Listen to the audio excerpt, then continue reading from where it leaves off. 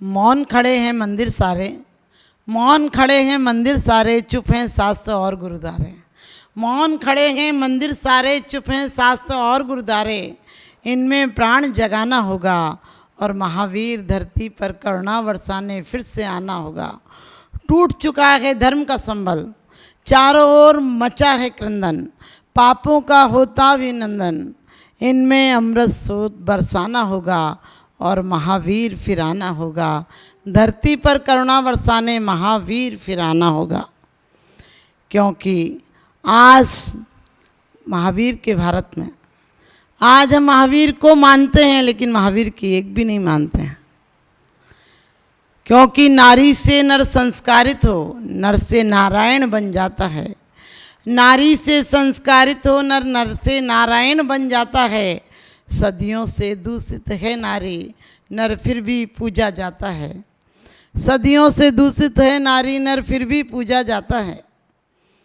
भगवान का जन्म कल्याणक है और भगवान का जन्म कल्याणक हमें क्या शिक्षा देता है कि तुमने पैर पूजे हैं, उस मान्य कल्याणक क्या शिक्षा देता है कि जिनके हमने पैर पूजे हैं, जिनकी हमने मूर्तियां बनाई हैं, उस मूर्ति मान को यदि सच भगवान बनाने का कोई जिम्मेदारी है तो उस माँ की है। वो नारी गर्भ में से संस्कार देती है और जब माँ अच्छी हो, भूमि अच्छी हो तो बीज भी अच्छा आता है। पत्थर पर बीज डाल दो कुछ नहीं आएगा। आज माँ की कोख पत्थर हो गई, कत्ल खाना हो गई, इसमें कहाँ से महावीर पैदा होंगे? जिस औरत ने भी अपने शिशु को मरवा दिया, लोग कहते हैं आजकल एक ही बच्चा होना चाहिए। मैंने कहा 2-4 बच्चे होंगे तो कम से कम शमशान तक छोड़कर आएंगे। 2-4 होंगे, एक आध निकम्मा निकले तो एक आध तो अच्छा निकलेगा। अब एक ही होगा तुम्हें तरसा तरसा के मार देगा, तुम्हें कंस की तरह बदला लेगा। ध्यान रखना, हम बच्चे कम नहीं, यदि कम हो तो तीर्थंकर सा हो। पूत जने तो ऐसा जन के दाता के सुर, और नहीं तो माई यूं भली मती गवावे नूर। और कहते भी नारी नारी मत कहो, नारी नर की खान। नारी से पैदा हुए तीर्थंकर भगवान, नारी से पैदा हुए तीर्थंकर भगवान।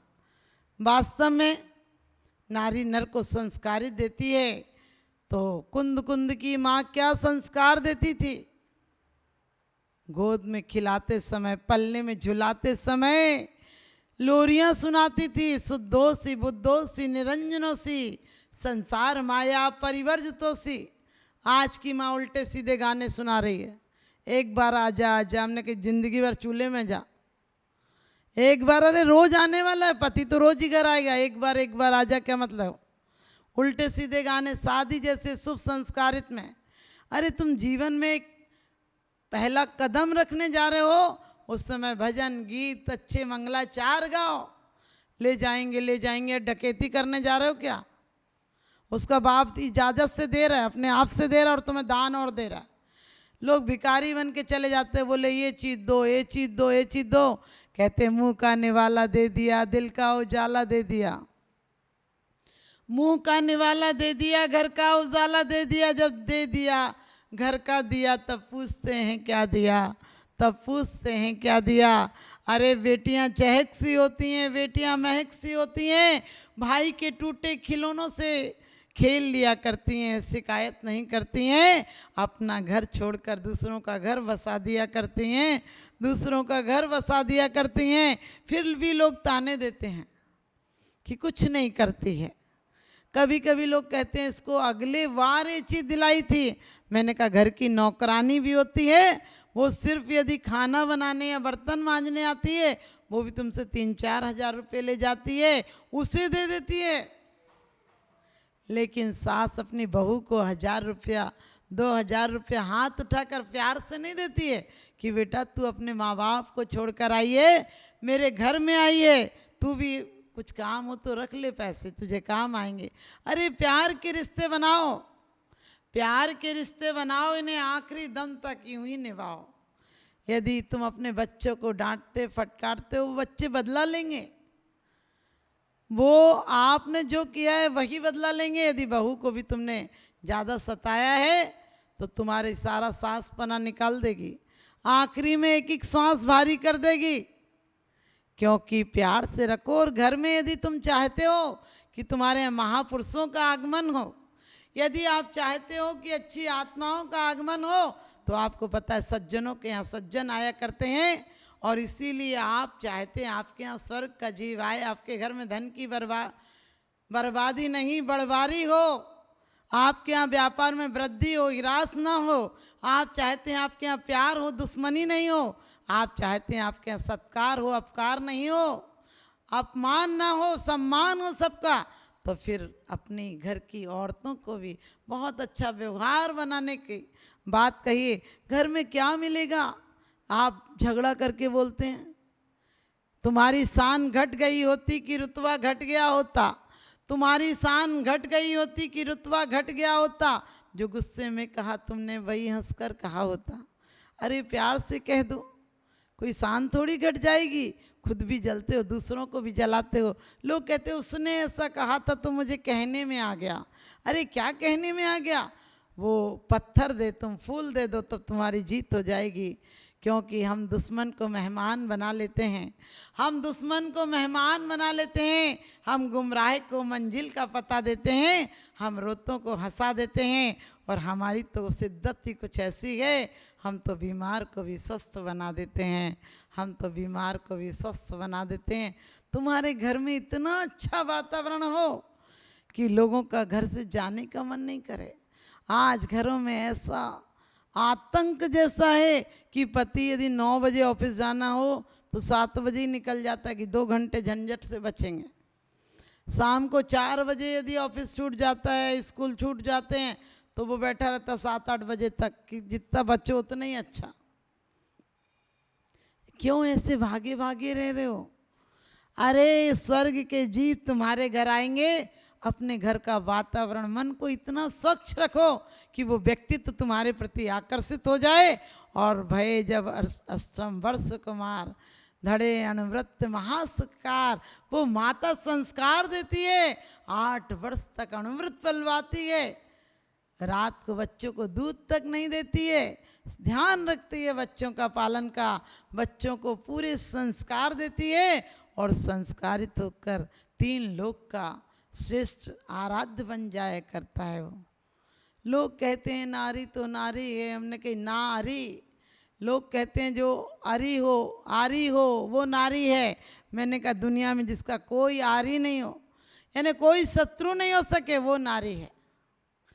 उसको कन्या भी कहते हैं, उसको बालिका भी कहते हैं, और कहते हैं वो होती है नारी जो कि 2 कुलों को होती है, जो 2 कुलों को सुशोभित कर देती है। अरे वो पिता को भी सुशोभित कर देती है, पिता के कुल को भी सुशोभित कर देती है, और ससुर के कुल को भी सुशोभित कर देती है। बेटा 1 देहरी का दीपक होता है, बेटियां 2 देहरी का दीपक होती हैं। आपने सुना जनक नंदिनी, क्योंकि जनक को भी उसने अमर कर दिया। राम से पहले सीता का नाम लिया जाता है, कृष्ण से पहले राधा का नाम लिया जाता है, सिद्धार्थ से पहले त्रिशला का नाम लिया जाता है, हुसैन के पहले भामा का नाम लिया जाता है। क्योंकि माँ संस्कारित देती है। दुनिया में आज इतने युद्ध क्यों हैं? क्योंकि भारत का इतिहास बनाने में, भारत की संस्कृति बनाने में हमने नारी का दिल नहीं रखा, और अकेले पुरुषों ने हिंसा, लूट, खसोट, क्रोध ये सब दे दिए। और आज भी नारी का सम्मान रखना पड़ेगा, लेकिन अफसोस है नारी अपने आप में पद दलित होती जा रही है। नारी कार्बन कॉपी हो रही है। आप देखो किसी एक को लहंगा चुन्नी पहना कर खड़ा कर दो और किसी को शॉर्ट कपड़ों में खड़ा कर दो, तो ऐसे लगेगी जैसे इसकी नौकरानी या नौकर आधा पागल चला आई हो। क्योंकि आज हमारे वस्त्र भोडंगे हो गए, लोग कपड़े काट काट कर पहन रहे हैं। हमने कहा इतने काटोगी तो अगले बार कुछ बचेगा ही नहीं काटने को। इसलिए महिलाओं को चाहिए कि अपने वस्त्रों पर ध्यान दे। नरों की होड़, पुरुषों की होड़ नहीं करना चाहिए नारियों को, क्योंकि सूर्पनखा ने रामचंद्र जी से यही तो कहा था, क्या नर नहीं होते 2-2 दाराओं वाले? वो समझ गए थे कुलीन कन्या नहीं है, पुरुषों की होड़ कर रही है। मैं ये नहीं कहती हूँ कि आज की परिस्थिति को देखते हुए आप समय के अनुसार नहीं बदलिए, बदलिए, लेकिन कम से कम अपनी बच्चियों को मंदिर में आने पर कुछ हमारी शर्तें होना चाहिए। मंदिर में ऐसे वस्त्रों में नहीं जाएंगे। और कम से कम बहन भाई, आप लोग घरों में भी पुरुष वर्ग भी रहता है, कैसे बेढंगे कपड़े बच्चियों को पहना रहे हो?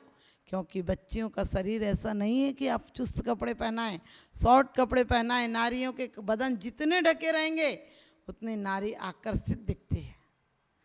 और नारी आकर्षित नहीं दिखती है, पहले मुंह दिखाई देते थे, अब क्या दिखाई दोगे? वो चंदा निकाल कर आती है।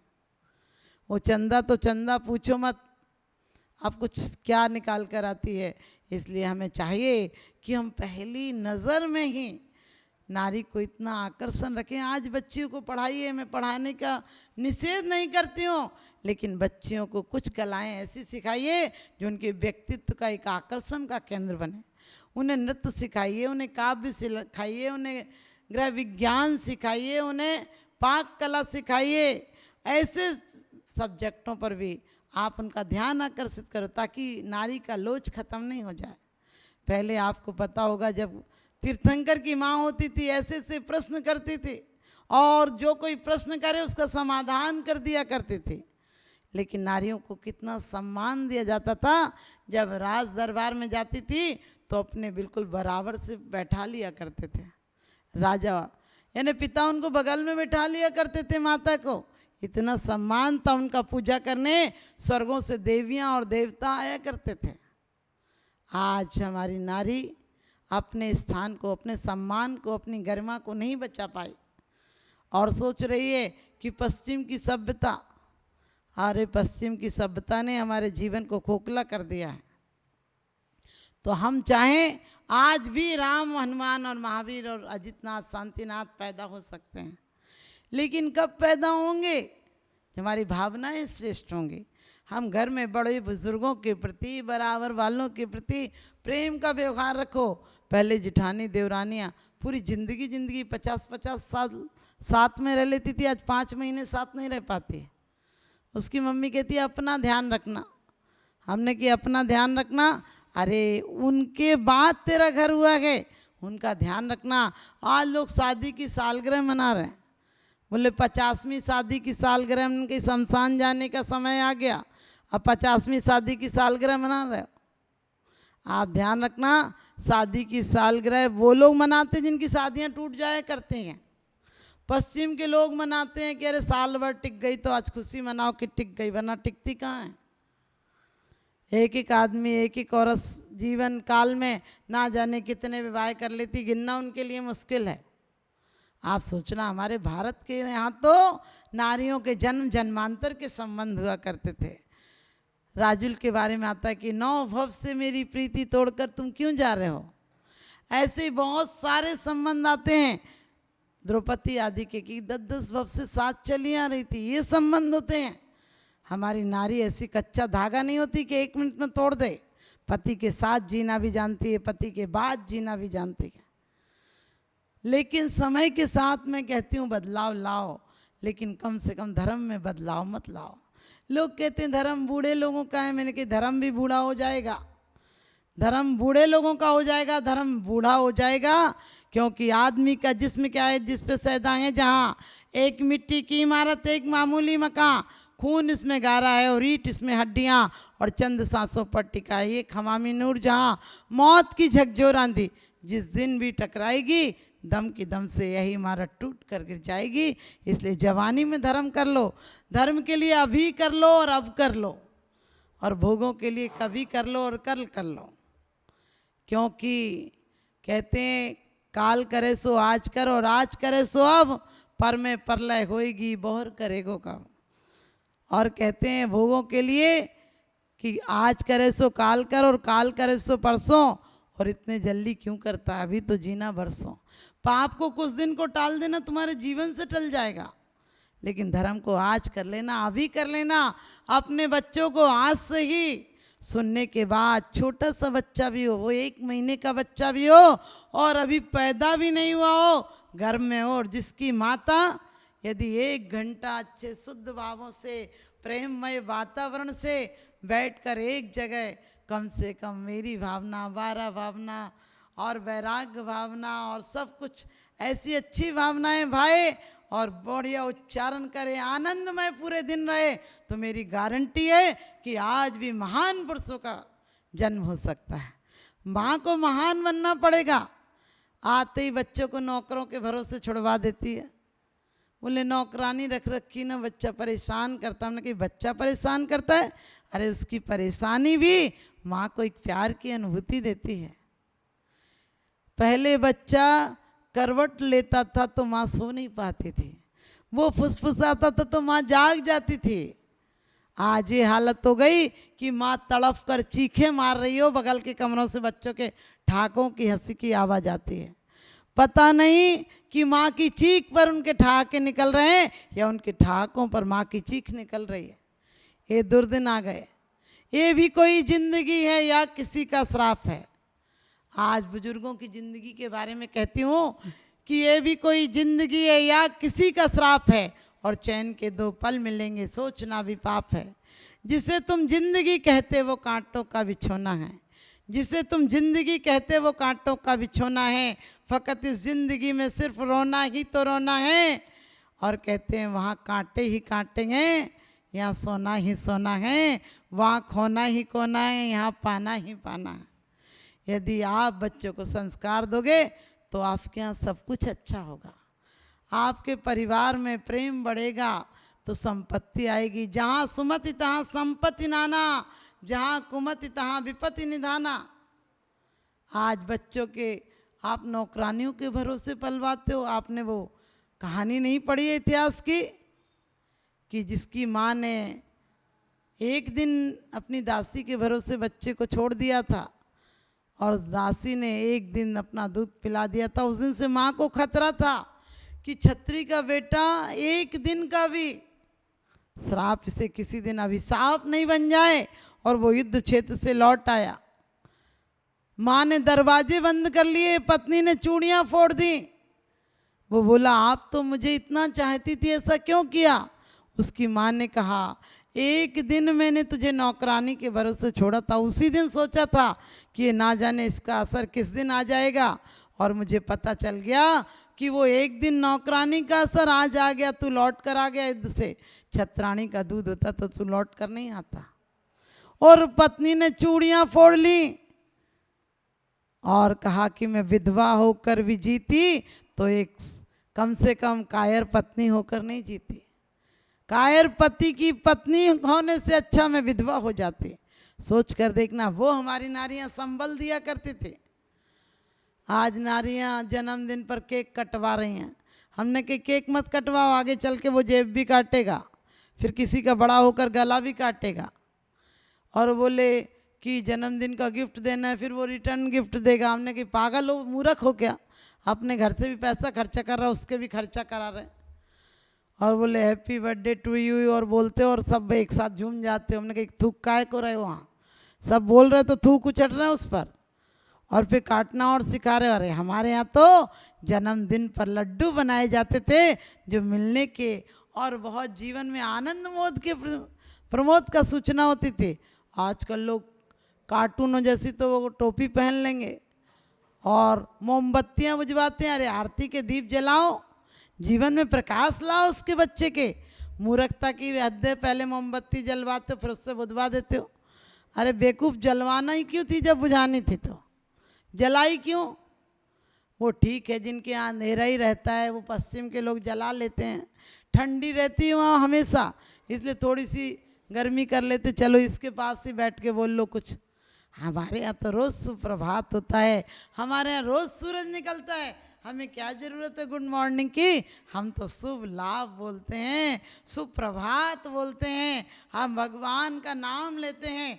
हम सबको चाहिए कि हम बर्थडे नहीं कहें, हम जन्मदिन के दिन बच्चों से मंदिरों में आरतियां कराएं, अभिषेक कराएं, पूजा कराएं। और देना हो तो मैं मना नहीं करती, आपके घर पैसा है तो खूब अच्छे से खर्च करो, लेकिन सही जगह तो करो। अपनी बच्चों को होटलों में ले जाकर जन्मदिन मत मनवाना, वरना वो आगे चलकर होटलों में शराब की पार्टियां भी देंगे। यदि उनसे जन्मदिन ही मनाना है तो हम जन्मदिन के साथ उनके बच्चों का जन्म वास्तव में सार्थक हो जाए तो उनकी जयंतियां मने और एक दिन जन्म कल्याणक भी मने। आओ तो ऐसे आओ कि आना बाकी ना रहे, और जाओ तो ऐसे जाओ कि जाना बाकी ना रहे। तीर्थंकर आए तो जन्म कल्याणक हो गया और गए तो निर्वाण कल्याणक हो गया। अपन आते हैं तो 10 दिन मंदिर बंद हो जाता है, यानी द्रव्य नहीं चढ़ती है, और जाते हो तो 13 दिन नहीं चढ़ती है। अरे काम ऐसे करो कि 13 दिन तो 13 दिन, उसी दिन देवता तुम्हारी पूजा करने के लिए आए, देवता तुम्हारी पूजा करने के लिए आए। नई खूबी नए रंगत नए अरमान पैदा कर, नई खूबी नए रंगत नए अरमान पैदा कर, इस खाक के पुतले में भगवान पैदा कर, भगवान पैदा कर। हमारे तीर्थंकरों ने जैसे जन्म कल्याणक मनाए अपने, जिस दिन जन्म था अधिकांश तीर्थंकरों ने उस दिन तप लिया। हम भी ऐसे ही जीवन को कुछ नियम संयम में अपने आप को बांधे। संयम हमारे लिए एक दिन परम संयम में बदल जाएगा और जगत पूज्यता दिला देगा। तो जन्म को यूं ही व्यर्थ मत गंवाओ, ये जन्म बड़ा अनमोल मिला है, इस जीवन को सार्थक बनाओ। जीवन एक संभावना है, कुछ ऊपर उठ जाते हैं, कुछ नीचे गिर जाते हैं, तो हम अपने जीवन में संयम की सीढ़ियाँ लगाएं और मोक्ष महल तक जाएं। आप सबको भी यही शुभाशीष कि आप अपने बच्चों के जन्मदिन सलीके से मनाएं, बेतरीके से नहीं मनाएं। यही आपके बच्चे आपके जीवन में सुख शांति का कारण बने, आपकी सेवा करें और आपका जन्म सार्थक